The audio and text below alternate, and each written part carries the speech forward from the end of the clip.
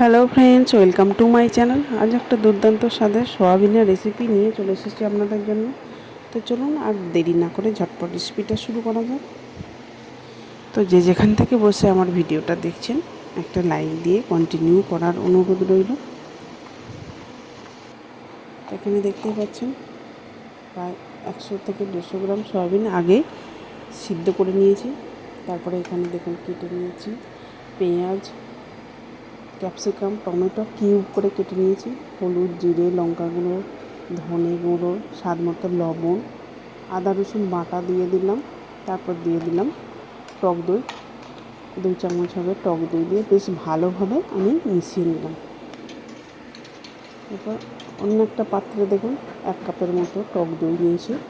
তাতে শুকনো মশলা দিচ্ছি হলুদ, জিরে, লঙ্কা গুঁড়ো, ধনে গুঁড়ো আর কাশ্মীরি লঙ্কা।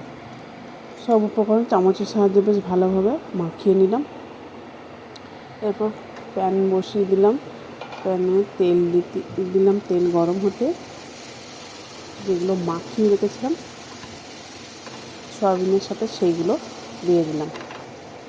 এগুলো হালকা করে ভেজে আমি তুলে নেব। তো প্যানে আবারও কিছুটা তেল দিলাম, 2 থেকে 3 চামচ হবে। গোটা জিরে 1 চামচ, কুচানো পেঁয়াজ, এখানে 2টো মিডিয়াম সাইজের পেঁয়াজকে কুচিয়ে রেখেছিলাম সেটাও দিয়ে দিলাম। পেঁয়াজটা হালকা ভাজা হয়ে আসলে এরপর দিয়ে দেবো আদা ও রসুন বাটা 1 চামচ করে। আদা রসুনের কাঁচা গন্ধটা চলে গেলে এরপর দিয়ে দেবো টমেটো ও কাঁচা লঙ্কা কুচি।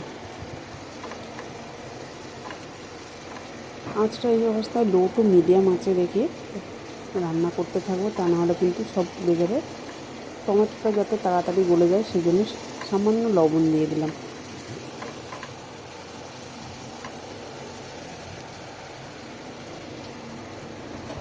এরপর যে দইয়ের মিশ্রণটা করে রেখেছিলাম সেটা দিয়ে দিলাম।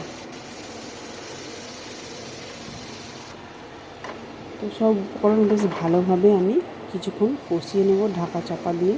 তো দেখুন উপরে তেল উঠে এসেছে, তার মানে কষানো আমার বেশ ঠিকঠাক হয়েছে। এরপর যে সবজিগুলো সব একসাথে ভেজে রেখেছিলাম সেইগুলো দিয়ে আরও 5 মিনিট কষিয়ে নেব বেশ ভালো মতো করে। এরপর জল দিয়ে 5 মিনিট ঢাকা দিয়ে রেখে নেব।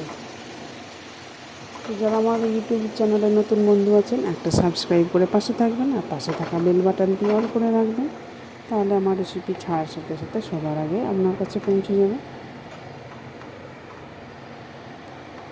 এরপর দেখুন একটা পাত্রে একটা কাঠের আগুন মানে অল্প, তার উপরে ঘি দিলাম 1 চামচ। এরপর ঢাকা দিয়ে রেখে দেবো, এটা যাতে রেস্টুরেন্ট স্টাইলের মতো স্মোক গন্ধ আসে সেই জন্যে দিলাম। দেখুন কতটা সুন্দর লোভনীয় হয়েছে। বাড়িতে আপনারা অবশ্যই একবার হলেও ট্রাই করে দেখবেন, কেমন হলো কমেন্ট করে জানাতে ভুলবেন না। ভাত, রুটি, পরোটা সবের সাথে কিন্তু দুর্দান্ত লাগবে। ভিডিওটা শেষ পর্যন্ত দেখার জন্য অসংখ্য ধন্যবাদ।